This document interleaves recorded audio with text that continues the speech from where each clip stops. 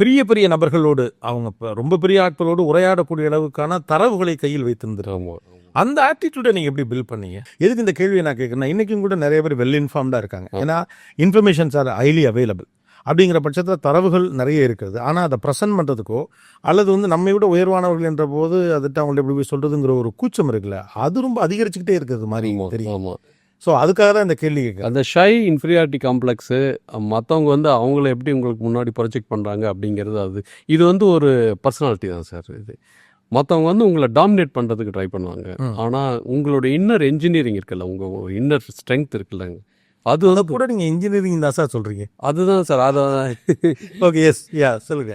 அது எப்படின்னா, உங்களை மற்றவங்கள பார்த்தோன்னே ஜட்ஜ் பண்ணக்கூடிய தன்மை இருக்கும். இவர் ரொம்ப டீப்பாக, இல்லை இவர் ரொம்ப ஷேலோவா, இவர் நம்மளை டாமினேட் பண்ண ட்ரை பண்ணுறாரா, இல்லை உண்மையிலுமே இவருக்கு சப்ஜெக்ட் தெரிஞ்சிருக்கா அப்படின்னு ஒரு 2 கான்வர்சேஷன்லேயே பாடி லாங்குவேஜ்லேயே தெரிஞ்சிடும்.